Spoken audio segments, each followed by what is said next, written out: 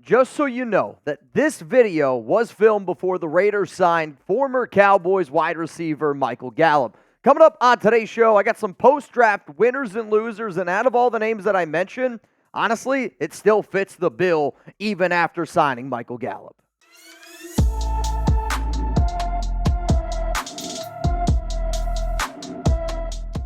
Raider Nation, what's going on? It's Mitchell Rentz, your host of the Raiders Report, and before we get into the biggest winners and losers for the Las Vegas Raiders after the 2024 NFL Draft, I feel like a big loser when I don't have a good night's sleep, and I'll be very transparent.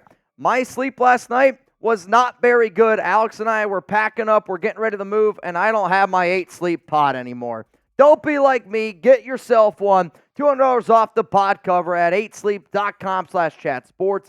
That link's going to be available to y'all down in the comments, down in the description of today's show. So coming up here, I'm going to be breaking down the top winners and losers for the Las Vegas Raiders after some of the signings from UDFAs and the players that were drafted in the 2024 NFL Draft. If you think that the Raiders had a good draft, I want you to click that like button right now. You know why? Because I think most people out there think that Telesco and AP crushed this draft, which I agree with. I think that they crushed it, and because they crushed it, that means this, that the players on the current roster, there are going to be losers from that list. So we're going to be breaking those down. I have the 5 biggest winners, 5 biggest losers. I have them ranked. I will start with the offensive side of the football, and then I will work myself to the defensive side of the ball. I'll be real. Out of the players that I'm going to talk about, they're really only impacted by the dudes from the draft class, not so from the UDFAs. If you like today's show, I also want you to check out 2 other videos that I put out in case you missed it from over the weekend because a lot of content went out. I put out a video called Raiders Draft Grades, which please check it out. I break down A, B, C, D, or F with all 8 of the players that were drafted by the Silver and Black. And then, because if I'm going to ask y'all have commitment to excellence, I got to bring it as well. I also break down the Raiders UDFA grade. So if you want to see what I think about the Raiders picks and the UDFA signings, both of those videos are in the description of today's show. They're also going to be in the comments with a link, so if you want to check that out, please don't be shy. Please do so. All right, y'all, so coming up here again, we're going to start with the winners, and then we're going to make our way to the losers. If it's like me, if I usually ask Alex, you want the good news or the bad news first? She usually likes the bad news first. So because of that, just to tick her off, I'm going to go with the good news first here. Number 5 coming in here, it's Zamir White at the running back position. The fact that the Raiders didn't draft a back until round 6, and because they drafted Dylan Laube, I think that makes Zamir White a winner. Why? He's going to be the main running back now for the Silver and Black. I think Alexander Madison also could be considered to be a winner on top of that. Laube is going to battle with Amir Abdullah to be that pass-catching back, a guy that over 700 receiving yards. The Raiders were confident, plus they built the interior offensive line in the draft, which has to make a physical runner like Zeus very, very happy. Let's go to number 4 here on my list. It's Thayer Munford, which was the most difficult player to figure out, is he a winner? Is he a loser? The reason why that he is a winner is because the Raiders had the opportunity to take Talisi Fuanga at pick 13 in the NFL draft, and they said no. Instead, we're going to go with Brock Bowers. That tells me that they have a lot more confidence in Thayer Munford than what I originally thought. I will admit, they did reach on a player like Delmar Glaze in round 3, but according to some people, they think Glaze is an offensive guard. I believe he was drafted to be that competition with Munford. Both players can play guard. Both players can play offensive tackle, and I do believe that Munford is the better player than Glaze, but that doesn't mean that he ends up winning this battle because Munford is not a Telesco and AP guy. AP and Telesco invested in Glaze in round 3. So the pinned comment here on today's show is, who do you think wins this battle? Who do you think ends up becoming that right tackle for the Silver and Black? If you think it's Thayer Munford, I want you to type TM. If you think it's Delmar Glaze, I want you to type DG. I'm going to go ahead and type TM for Thayer Munford for the simple fact that I just think he's the better prospect as it stands right now. He also showed you at times last season that he could be a pretty solid player. But I'll also say don't sleep on Delmar Glaze. I've watched some tape on him. Needs to get better on the run side. Pass blocking, he might be better than Thayer Munford in the pass blocking, though Munford's definitely better than him in the run blocking. Let's go to number 3 here. I'm going to go with the cornerback room. So I'm talking Jacorian Bennett. I can consider him a winner. Brandon Faison, you could consider him a winner. A guy like shit, even Sam Webb, you could probably consider him a winner. Why? Because the Raiders had the opportunity, again, to take a corner high at pick 13. They decided not to. In fact, they didn't take a corner until MJ Devonshire round 7. Also, Demarion Richardson was another player that they decided, okay, we could wait a little bit at the cornerback spot.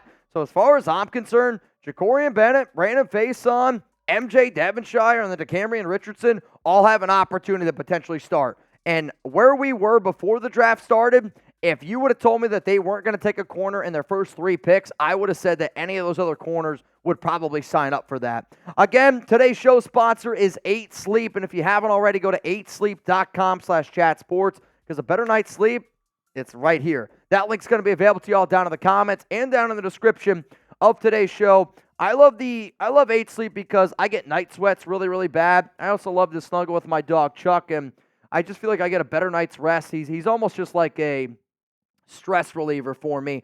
But he is really freaking warm, and dude's like a heater, and sometimes I wake up and I got night sweats, and I absolutely hate when that happens because I just don't sleep as well. Luckily, though, the pod cover not only helps me stay cool because it can get as low as 55 degrees. Alex, for whatever reason, she's always cold, so her side can go up to as high as 110 degrees. I also like to sleep with a fan, and I need to have that fan on. So because I have my fan on, I have my 8 Sleep pod, I get a great, great night's rest. The problem is I'm moving. I no longer have it, and it's one of those things you don't really realize how much you miss it until it's gone, and it's probably a reason why my sleep hasn't been as solid. I don't know if you guys know this or believe in numbers. I know a lot of people say numbers never lie. Well, listen to this. In addition to keeping you at the perfect temperature all night, the pod also tracks your sleep and health metrics, which I do really like. On average, pod users see their sleep quality improve by 32% after just a month on the pod. So go to 8sleep.com/chatsports and get $200 off plus free shipping on the pod covered by 8 Sleep. Invest in the rest that you deserve with the 8 Sleep pod. So if you're somebody that, wants to understand your sleep better, which I just watched a segment the other day on like NBA players taking naps before a game. A few of the NBA players said that taking a nap before a game is more important than eating. I'll tell you what, I might have to start taking some naps before the Raiders report gets going. I might have to just start doing other things because sleep, very, very important last time I checked. So if you want to take advantage of this deal, down there in the comments, down in the description, shout out to 8 Sleep. Let's go to number 2 here. It's Andre James. And to me, Andre James is a winner because the Raiders drafted Jackson Powers-Johnson. But before they drafted him, Telesco did a great thing. He made sure that James knew that he was still going to be the center. He picked up the phone. He gave Andre James a call and said, hey, we're about to take Jackson Powers-Johnson here, but I want you to know that you're still the starting center for the Las Vegas Raiders. That speaks volumes because I know this. If the Raiders would have taken Jackson Powers-Johnson and they would have not given Andre James that call, there would have been some people out there going, so who's going to be the center and who's going to play guard? That's already squashed. Jackson Powers-Johnson's playing guard. Andre James is a winner. But the biggest winner, and it's really not even close, it's Gardner Minshew and Aidan O'Connell. The Raiders tried to trade up for Jaden Daniels. They were unable to do so. The Raiders were interested in drafting Michael Penix Jr. He went off the board at 8.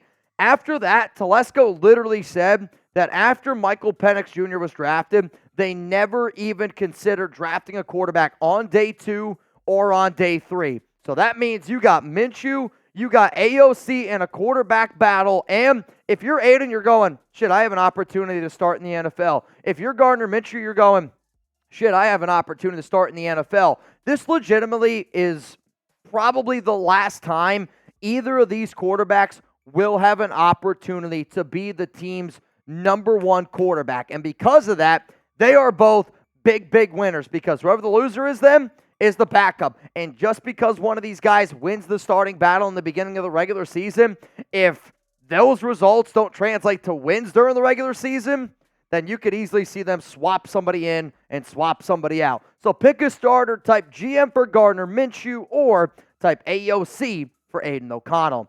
For those of you that watch the show, you know that I'm going to roll with Minshew. They gave him $25 million. They gave him $15 million guaranteed. He's also the better quarterback, and I think he's just going to be the better fit for what the Raiders are trying to look for here.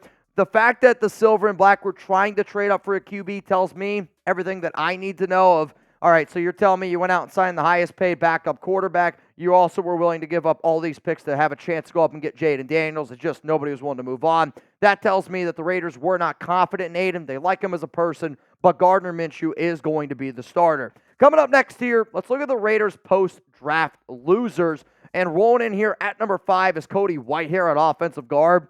The reason why Whitehair is a loser is because before the draft started, I actually think that he would have been the starting left guard for this team and a player who has some of those connections with Luke Getsy, which is why I think ultimately he was brought in here. And maybe Whitehair now can be an extra backup center to Andre James, or maybe he is just going to be the backup offensive guard. But because you drafted Jackson Powers-Johnson, he's going to end up starting, and now there's no spot and no shot in hell Whitehair sees the starting field unless there is an injury to the silver and black. Let's go to number 4. Guess what? He's a winner and he's a loser, and I can make both arguments here on why that is. The fact that the Raiders reached on a player like Delmar Glaze also tells me that they're not 100% sold on the idea of Thayer Munford, and they want to be able to add a little bit more competition to that room.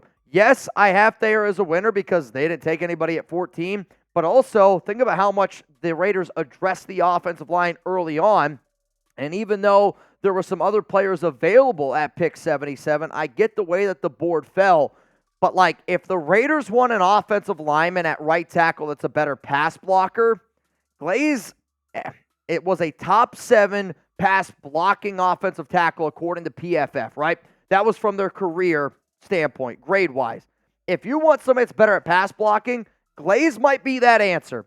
If you want a right tackle that's better at run blocking, then it's Thayer Munford. But because Glaze was drafted by this regime, you could definitely say that that makes Thayer Munford a loser. Let's go to number 3 here, and this one might be a little bit of an unpopular opinion, but you know what? Hear me out. I'm going to go with Tre Tucker at wide receiver. And Jeremy kind of brought up the idea of, Mitch, should we maybe put in all wide receivers here because the Raiders didn't get the upgrade at quarterback? They're either going to have Minshew or AOC.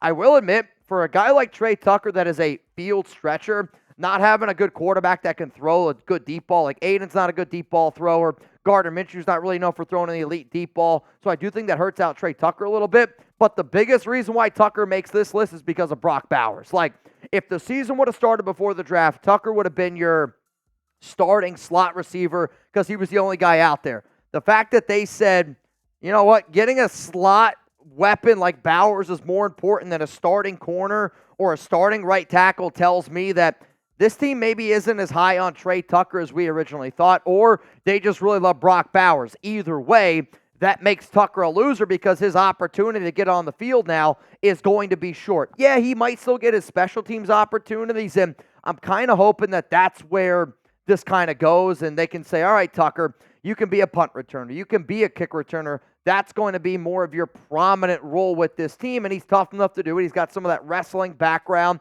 Loves special teams. Tucker has said that multiple times. But Bowers, I know, is going to make an instant impact for this organization. And because of that, that makes Tre Tucker a loser in my book. If you haven't already subscribed, make sure you do so. If you're not a part of the Noti Gang, though, hey, man, shame on you. Only the realest of the real ones are a part of the Noti Gang, which means there's a bell underneath this video. You click that.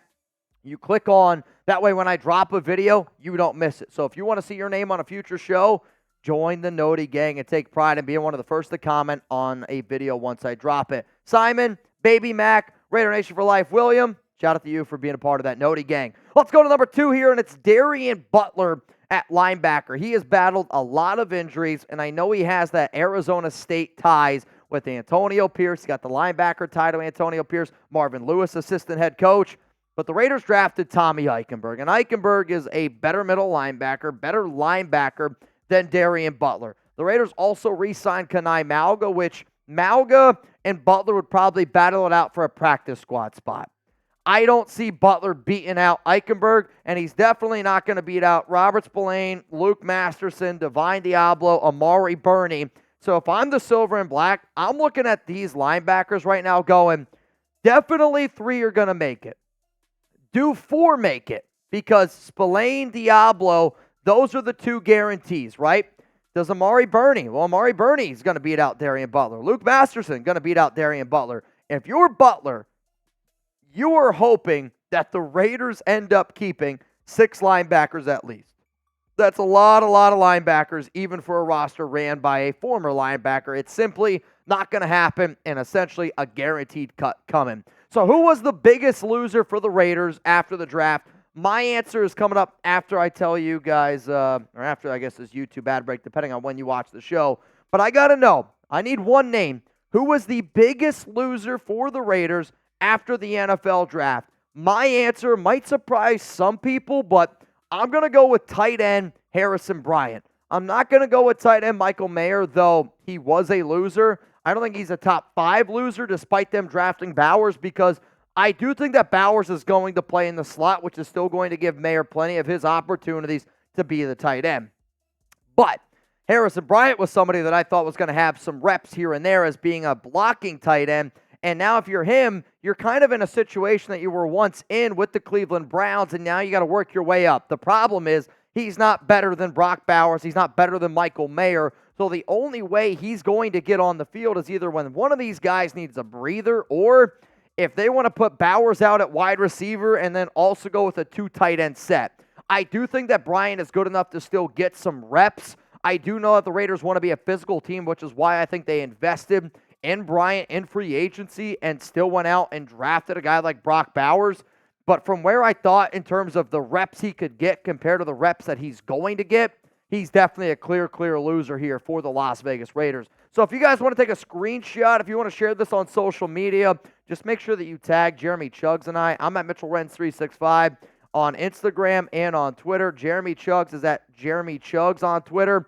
I believe that there were clear winners, clear losers, and as you can see, yes, Thayer Munford made both, because as far as I'm concerned, if I can explain to you why a guy is a winner and why is a guy a loser, that can put them here on this list. If you enjoyed today's show and you made it this far in the video, I want to know where my real ones are at. I asked y'all to hit that notification bell, so I need you to hit that notification bell, and if you are part of the Noti Gang, spam Noti Gang down below.